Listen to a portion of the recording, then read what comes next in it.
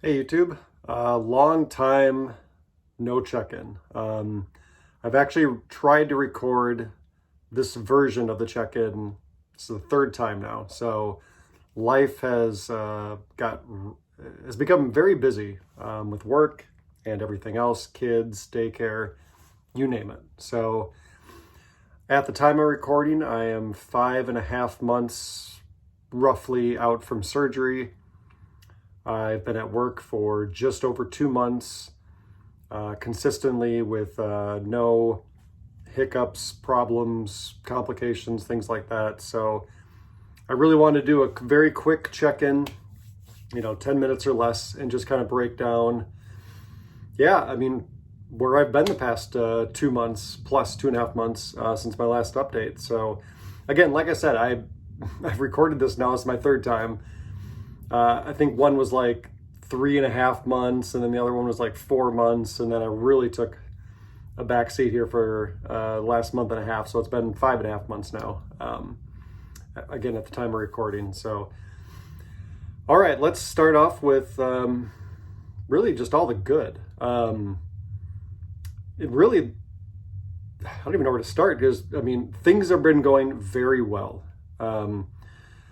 I was thinking about having some like pictures printed out as far as my surgery. Again, if this is your first video with me, knowing where I'm coming from, I'll be very quick because I know some of you that have watched this are probably tired of me rehashing the same thing over and over again. But I had a L5-S1 lumbar fusion with a pars defect. So again, what the pars defect is you have those kind of those bones that stick out like this, right? And then your other bone above it and your spine kind of sticks out like that. And they basically form like a pad, right? And that when you bend or move, they kind of go like that in a sense. So pars defect means, I didn't have those. So, but for most of my life, I had a very plump, healthy disc, and I've been in sports my whole life, working out. So, my surgeon believes that, again, it was just from being in very good physical shape my whole life.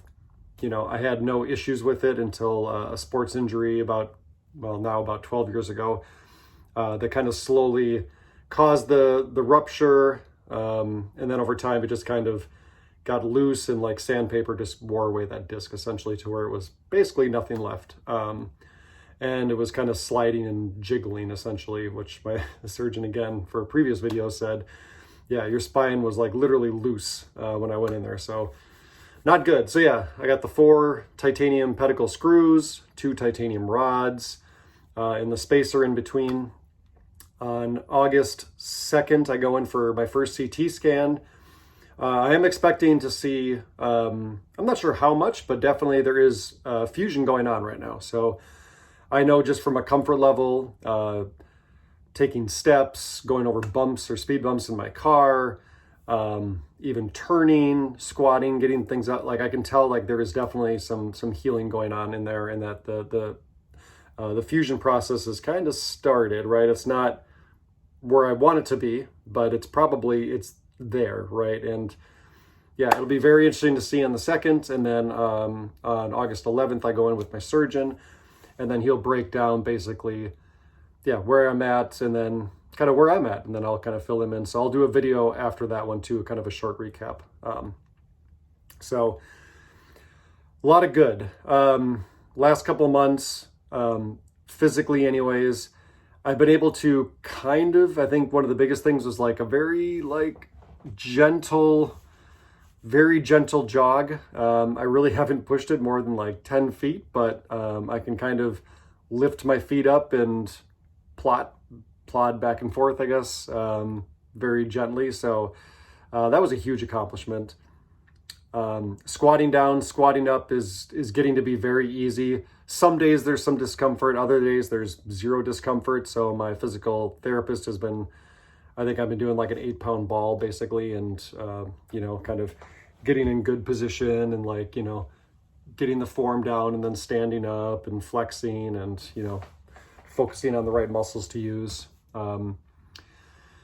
walking lunges without any type of guardrails or support. I mean, I think the most I did at once was kind of down and back in an indoor gym, like a basketball court. So that was really good. I was really sore afterwards, but not sore like in a bad way in my back. It was more just like, yeah, my glutes were on fire and my legs were on fire because they've, when you get this kind of surgery, you kind of start over, right? And my muscles kind of atrophied, and they're still weak in my legs, but they're getting a lot better. I'm in the gym now a few days a week. On the treadmill, usually I'm stopping at about a 3 elevation, 3 speed walking, which is kind of a very brisk walk at a 3 elevation. Out around my house, I can kind of go up and down the steep hills fairly easy now. I mean, I still have to go slow on the way down, but going up, I'm getting a lot faster and getting some strength there. Up and down stairs is getting pretty good. Although still want to be careful with stairs, at least if you have my condition, where it does tend to put a little pressure. So I think I overdid it a week ago, and I'll get into that in a second. I can sit down and do seated leg raises, hamstring curls. I've been doing like seated bench press and flies, been doing like tricep pull downs, and then also like bicep curls. I've been only using the machines though, because I can kind of like hold the bar and like, focus on the form and do like the pull downs, and then like standing, right, where I can rows basically where I'm not seated, and I can kind of keep a very like straight, erect position while I'm doing this, and then focusing on my core. So it's been really good to get back in the gym. And I remember once COVID hit, and a long time ago, before the surgery and the problems really got a hand, I mean, I still wasn't going in the gym because most of them closed. So I was getting used to being at home and using bands and running and things like that. So now I'm basically doing that, but also getting back into the gym, which feels amazing. Every day I'm still using bands at home, doing other types of exercises. I can easily get down to do a straight arm plank. I did just a few days ago do like a plank on my forearms. That was a little hard getting up though, and I did feel it in my lower back a little bit. It was not comfortable, so I'm going to continue just doing the straight where I can kind of like work my way back up, right? But getting down and getting up from planks that's getting really easy too. Balance is getting a lot better. Getting in and out of chairs really isn't that big of an issue. I mean, I still kind of like focus on it and grab the handles, and I think a lot of this is just psychological at this point too, where I'm just like still so cautious about hurting myself that anytime I grab something, I'm like, flexing my stomach, and I'm really focusing. But most of the time when I'm moving around now, I don't think about it anymore. I just move and I do things, which is such an awesome thing. So yeah, pain levels have gone down dramatically. The bed is kind of still the only area. I don't have any trouble sleeping or falling asleep at night, but I still take one methylcarbamol muscle relaxer before bed. And that's usually because I've been on my feet all day and my back is tired, and I just need that extra relaxation to, calm everything down so I can get a good night's sleep. But other than that, some nights I don't even use the muscle relaxer. Tylenol, I've gone a week and a half was my longest streak without using any Tylenol. So like basically zero painkillers. I don't consider the methylcarbamol one at this point because it's only at night right before I go to bed. But I think I went 10 days without taking anything. Now it's kind of like every couple days I'll take like 1,000 milligrams at once. And that's usually post physical therapy once a week. That usually really gets me because he kicks my ass, honestly. And I feel like I need it at that point because I'm sore. But other than that, I don't even really use that anymore. But yeah, kind of that transitioning in and out of bed is still where it kind of can get me, where if I like roll over, it still isn't comfortable. That twisting motion, if I don't roll perfectly, there's still discomfort. So I guess I did kind of retweak, and that's probably too strong of a word, but like that's where I wanted to have pictures, and that like right at the tailbone, right, that little triangle area, right at your sacrum area. Last few days was really sore. Not like in a painful way, like a screw popped loose or anything like that, but it was just like sore. And I think I got a little too aggressive with going up the stairs and doing stairs basically. And also probably doing a little too much weight and getting a little too gung-ho, I guess, with my physical therapist on some of the band exercises where you have to hold it out in front of your head and kind of go up and like you're chopping wood, but it's at an angle and it wants to kind of pull your body. I think that one still kind of tweaks because it's that twisting motion. So I still have to be careful and I still have to be grounded because it can get frustrating. But it's something that we have to be as people going through this and going through recovery. We have to be conscious of that. Yeah, I mean, even though I'm feeling great and I can go out and do things now, like we can go do very mild hikes, we can get out to the ocean every other weekend. We've been getting out and just doing a lot of fun things with the kids again, which is just wonderful. Like, I mean, I feel like I'm finally getting my life back, which is just, I mean, for any of you watching this, know at some points you feel like the world's closing in on you. And I still have tough days where I almost want to cry sometimes because I'm not where I want to be, but I have to realize, again, what even my surgeon said and my physical therapist is, most people, even if you do everything right and you eat right, you exercise, it still takes 9 months to a year plus for most people to really feel good again. And even then, you're still not 100%. It just, you feel like you're back to where you need to be. You're probably better than where you were going in, obviously. But, and I just have to remember that I'm only 5.5 months in. And the fact that I can use weights again, I can go and do hikes and go on beaches and drive around and work and move things around, cook again, clean, do yard work. Like, I just have to remind myself I'm doing things that I could not do quite literally 3 months ago.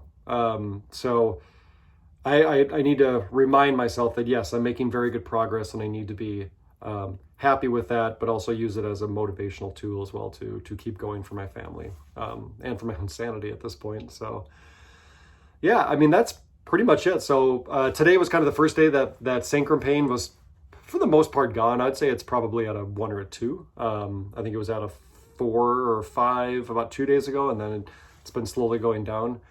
I just got back from a long walk. I did some planking, some band work at home. Still eating a very clean diet for the most part. Yeah, you know, there's some cheap meals. I think we had crumble cookies a couple days ago. Listen, you got to treat yourself right, but you know, still maintaining a healthy diet. Even though I've lost so much of my muscle mass from 4 years ago, I'm just happy that I'm feeling good again and healthy. So I see that I've already gone 3 minutes over my time period that I wanted to set for myself like usual. But again, everyone, stay with it, stay positive. If you need to reach out to me, ask me some questions.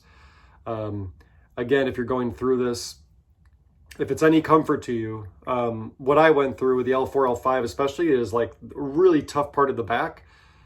Factoring in a pars defect puts me behind the 8 ball essentially. So if I can do this and get back to being healthy, you can too, right? Especially if you don't have like the pars defect, like you're already a leg up on where I'm at. So, but I am here to help. I am here to answer questions. And I want to give you hope. If you feel hopeless or you're nervous about doing this, it's not the end. There is a brighter future. And like I've said before on numerous videos, most of us that are watching these videos know that this is kind of our only option at this point anyways. So find somebody you can trust. I'll give it to you straight every time. I won't sugarcoat things. Just like now, I said things are going great, but yet I still had a setback day, right? Or a couple days where I got depressed again, but then I realized that I'm fine, I'm healthy. These things are normal. As you start to be able to do more, you're going to put stress in that area that you haven't been putting it on. And some pain is good, right? As our physical therapists like to tell us, is that some pain is good, permanent pain is not, right? So you just got to fight through those, and really that mental toughness from, past months 2 to 6 to 2 to 7, probably. I think some people say 2 to 5, but maybe mine's a little longer just because of the pars defect. But really that first probably 6 to 8 months, just to be honest, yeah, you're gonna have to really fight through some tough days, but you're also gonna have some really great days. So anyways, again, I'm not doing this for fame, for money or anything else, but please like and subscribe, because I really do want to get a good community going of people going through spinal fusion. I really want to do these videos for years and just kind of really track my progress, and then hear from all of you and your progress as well too, and we can kind of get through this together, right, as a community. So please like, subscribe, share. And don't be afraid to drop in a question. I will respond and answer these in a timely fashion. So, all right. Thank you, everyone. Have a good day, and I'll see you soon. Bye.